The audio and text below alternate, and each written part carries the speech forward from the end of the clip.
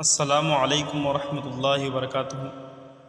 दोस्तों, आज हम महा टीईटी का 2014 का पेपर 2 सॉल्व करने जा रहे हैं एनालिसिस के साथ। Read the following conversation between the persons indicated, then complete blanks given in the reported speech each by choosing from the options given below. ये कन्वर्सेशन पढ़ के हमको क्वेश्चन नंबर 1 और 2 का आंसर देना है। ठीक है, सो कन्वर्सेशन पढ़ते हैं। Pooja: hello, can I speak to Garima? Snehal: I am afraid she is not at home, may I know who is speaking? Pooja: I am Pooja, I think you are Snehal, please tell your mother that I will meet her at 5 PM sharp at coffee house. Snehal: okay aunty, I will tell her. So ये एक telephonic conversation थी। ठीक है, अब हमको answer देने हैं question number 1 और 2 के। तो देखिए, पूजा एज डोर टेलीफोन, पूजा ने टेलीफोन पे पूछा। क्या पूछा? कैन आई स्पीक टू गरिमा, यही पूछा ना। तो हमको ये जो कैन आई स्पीक टू गरिमा, इसको क्या करना है? इनडायरेक्ट करना है। तो देखिए, ये कैन आई स्पीक टू गरिमा, सो ये क्या है?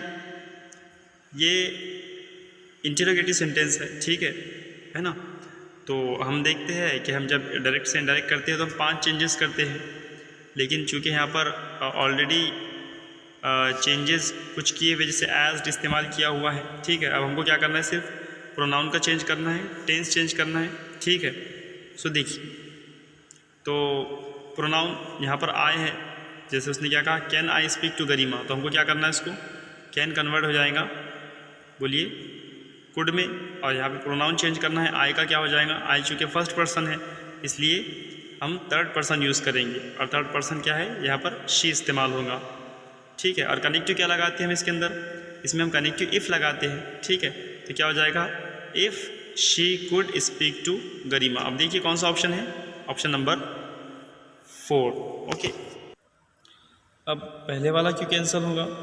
क्योंकि इफ़ तो ठीक है, कनेक्टिव से यूज़ किया, लेकिन प्रोनाउन आई यूज़ कर लिया है, साथ ही साथ कैन इस्तेमाल किया जू का तू, तो ये रॉन्ग हो गया। ठीक है, दूसरे वाला इसलिए रॉन्ग हुआ कि भाई प्रोनाउन आई यूज़ किया, ठीक है, और बाद में मे इस्तेमाल कर लिया, इसलिए भी गलत हो गया। और तीसरे वाला क्यों गलत हुआ? इसलिए रॉन्ग है ये कि इसमें क्या किया? इसमें प्रोनाउन चेंज नहीं किया और साथ प्रोनाउन चेंज नहीं किया। ठीक है, इसलिए ऑप्शन नंबर 4 इज़ करेक्ट, क्योंकि कनेक्टिव इफ़ इस्तेमाल हुआ, प्रोनाउन चेंज किया, आई को शी किया, और इसी तरीके से टेंस का चेंज किया, कैन था, यहाँ पर कुड इस्तेमाल किया। चलिए नंबर 2 देखते हैं। Snehal replied that her mother was not at home and wanted to know. So क्या था कन्वर्सेशन के अंदर कि who is speaking. So who is speaking को हमको क्या करना है? चेंज करना है। तो क्या होगा? सिर्फ हमको टेंस का चेंज करना है इसमें। ठीक है, तो इज़ दिया हुआ है, ठीक है ना, प्रेजेंट है, तो क्या उसको क्या कर देंगे? पास्ट कर देंगे। पास्ट करने के लिए क्या करेंगे? इसका क्या हो जाएगा? वॉज। देखिए कौन से ऑप्शन में वॉज है चारों में से?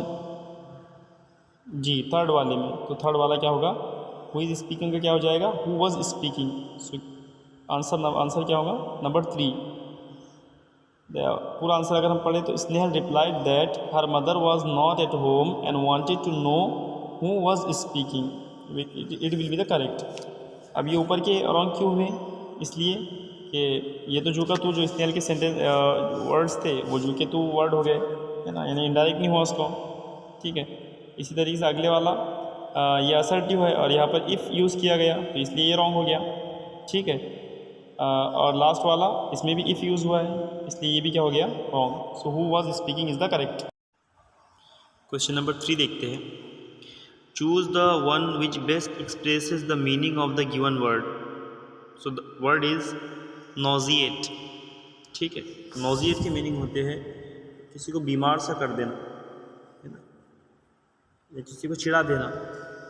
तो देखिए, ऑप्शन नंबर 1 है टेम्प्ट, ऑप्शन नंबर 2 है सिकन, ऑप्शन नंबर 3 है डिस्पाइस, और ऑप्शन नंबर 4 है डिटेस्ट।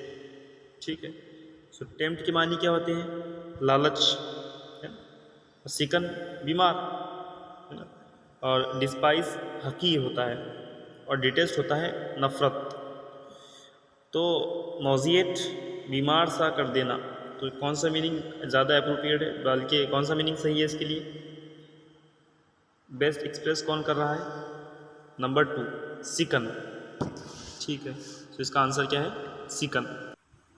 क्वेश्चन नंबर 4 है, choose the word nearly opposite in the meaning to the underline word. ठीक है, in the sentence. So sentence है, Sudhir use to disparage his neighbour every now and then. ठीक है, so every now and then इसके मानी क्या होते हैं, ओकेजनली, है ना, यानी मौके मौके से। ठीक है, सो डिस्पैरेज, हमको डिस्पैरेज की मानी चाहिए कि डिस्पैरेज का मतलब होता है तौहीन। ठीक है, कि भाई सुधीर अपने नेबर्स की क्या करते रहता था, तौहीन करते रहता था जब भी उसको मौका मिलते रहता था। ठीक है, सो तौहीन है डिस्पैरेज, तो इसका हमको क्या चाहिए, अपोजिट चाहिए।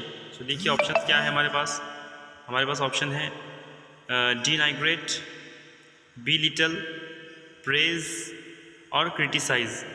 सो डिनिग्रेट बदनाम करना, बी लिटल छोटा बताना, प्रेज करना यानी तारीफ़ करना, और क्रिटिसाइज प्रेज करना यानी तारीफ़ करना, और क्रिटिसाइज़ करना यानी तनकीद करना।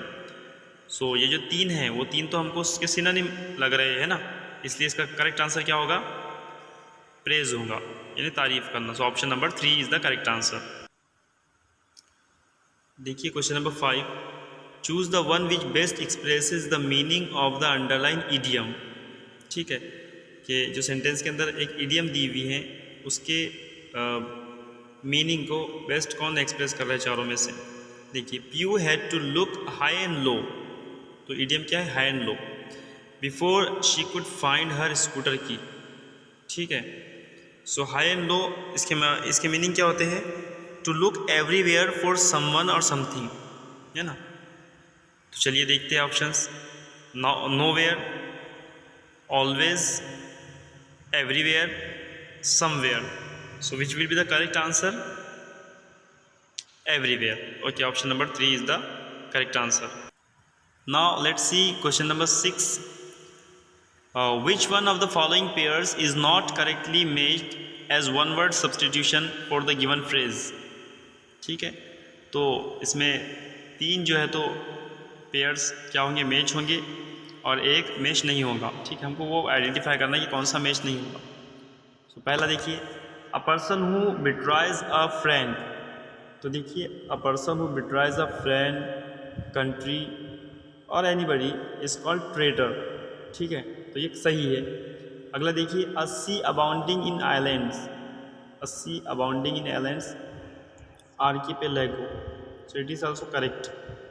तीसरा है contempt of God, so contempt of God is also called blasphemy.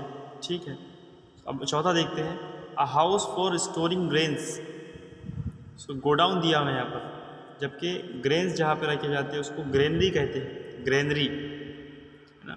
So godown किसको कहते हैं, सो गोडाउन ऐसे प्लेस को कहते हैं, ऐसे लार्ज हाउस को कहते हैं जहाँ पर क्या किए जाते हैं, गुड्स, चीज़ें रखी जाती है सेल करने से पहले। ठीक है, सेल करने के लिए चीज़ें रखी जाती है, तो गुड्स रखी जाती है, स्पेशली ग्रेन्स नहीं रखे जाते सिर्फ। ठीक है, तो ग्रेनरी होना चाहिए था, यहाँ पे गोडाउन है, इसलिए ये रॉन्ग है। तो हमारा आंसर होगा option number 4। Now let's C, read the following poem and answer by selecting the most appropriate alternative. Question number 7 to 9 के आंसर हमको ये पोएम पढ़कर देना है। Let's start reading. He wrought at one great work for years. The world passed by with lofty look. Sometimes his eyes were dashed with tears. Sometimes his lips with laughter shook. His wife and child went clothed in rags, and in a windy garret starved. He trod his measure on the flags, and high on heaven his music carved. Wistful he grew, but never feared, for always on the midnight skies his rich orchestral score appeared.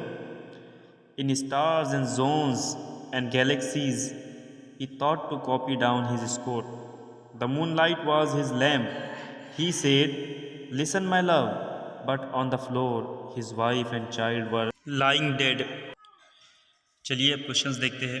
Question number 7, people passed by him with pride but never, options है talk to him, discouraged him, praised him, helped him. चलिए poem की तरफ जाते हैं और देखते हैं। तो देखिए पहले स्टेंजा में ही wrought at one great work for years. wrought कहते हैं to do something which needs physical और mental effort in order to achieve something, कोई चीज़ हासिल करने के लिए कोई काम अपने ज़िम्मे लेना। So he wrought at one great work, उसने अपने ज़िम्मे के लिए एक बहुत बड़ा काम लिया अपने ऊपर, फॉर ईयर्स, कई दिनों से, कई सालों से। The world passed by with Lofty look, और दुनिया क्या करती थी, यानी लोग क्या करते थे, उसकी तरफ लॉफ्टी लुक से देखते थे, बड़े नाज से देखते थे। Sometimes his eyes were dashed with tears, उस कभी कभी तो ये होता था कि उसकी आंखें आंसुओं से भर जाती थी। और sometime his lips with laughter shook, और कभी कभी वो रोता था, कभी वो हंसता था। तो क्या चीज़ समझ में आ रही है इससे? देखिए क्वेश्चन नंबर 7 कि भाई लोग उसकी तरफ लॉफ्टी लुक से देखते थे, लेकिन देखने के बाद में अब क्या करते थे वो यहाँ पर क्लियर हो रहा है क्या? नहीं हो रहा। तो हमको क्या करना है, गेस करना पड़ेगा। ठीक है, देखते हैं। तो people passed by him with pride but never, so options में है talked to him, discouraged him, praised him, helped him. तो देखिए टॉक टू हिम ये तो नहीं होगा, और लोगों ने उसको डिस्करेज भी नहीं किया क्योंकि लोग लॉफ्टी लुक से देखते थे उसको, तो ये भी नहीं होगा। अब हेल्प्ड हिम और प्रेज्ड हिम, ये दो ऑप्शंस बचे हैं। तो देखिए ज़्यादा मोतबर, ज़्यादा क्या बोलेंगे हम, एक्यूरेट क्या लग रहा है, प्रेज्ड हिम। क्यों?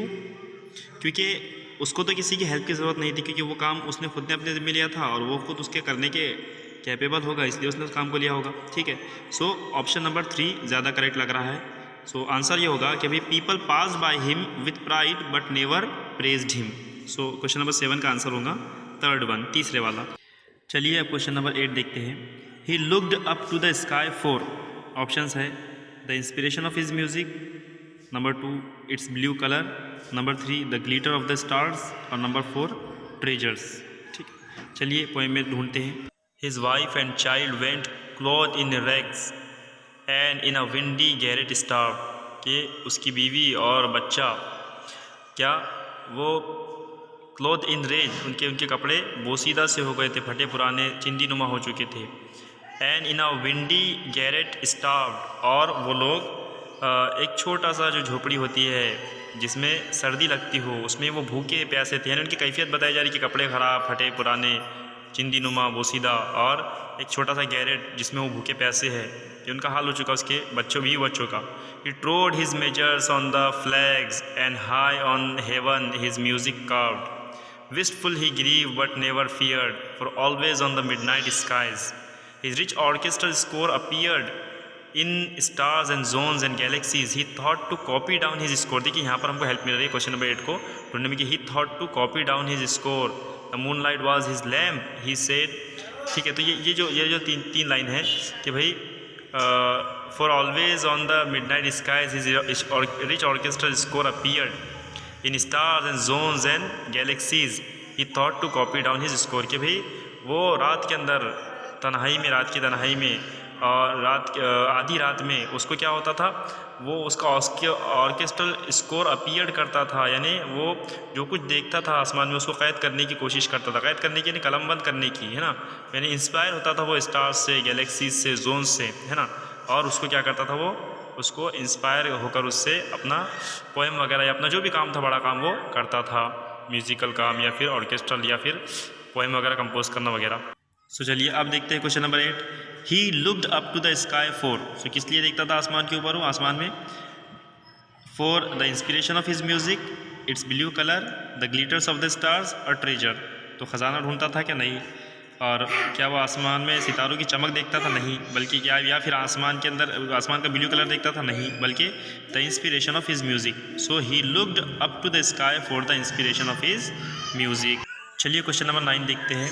ही completed his masterpiece but, options है achieve failure, lost his family, could not pay a heavy price, और लास्ट है did not enjoy personal glory. देखिए पोएम में लास्ट स्टेंजा कि भाई वो कह रहा है कि listen my love but on the floor his wife and child were lying dead, कि भाई वो अपना मास्टरपीस कंप्लीट कर चुका, लेकिन लास्ट में क्या देखता है, जब अपनी बीवी को कह रहा है लिसन माई लव, कि मेरे प्यारो सुनो, तो फ्लोर पे क्या देखता है कि his wife and child were lying dead, कि वो मर चुके हैं, वो यानी उसने अपनी फैमिली गंवा दिया, मास्टरपीस कंप्लीट करके अपनी फैमिली गंवा दिया। तो आंसर क्या होगा हमारा कि ही completed his masterpiece but lost his family. So second answer होगा हमारा जवाब। Now let's see question number 10, find out which part of the sentence has an error. तो सेंटेंस है my observation is that between Vinayak and Santosh Vinayak is the most intelligent. तो देखिए ये degree का question है और जब दो लोगों के दरमियान में कंपैरिजन होता है तो हम कॉम्पेरेटिव डिग्री इस्तेमाल करते हैं। अब देखिए इसके अंदर पार्ट नंबर जो सी है कि विनायक इज़ द मोस्ट, तो हम कॉम्पेरेटिव डिग्री में मोर इस्तेमाल करते हैं, मोस्ट इस्तेमाल नहीं करते, इसलिए पार्ट सी के अंदर एरर है। तो इसका आंसर होगा सी वाला ऑप्शन एरर है। सो हमारा करेक्ट आंसर होगा ऑप्शन नंबर 3 सी।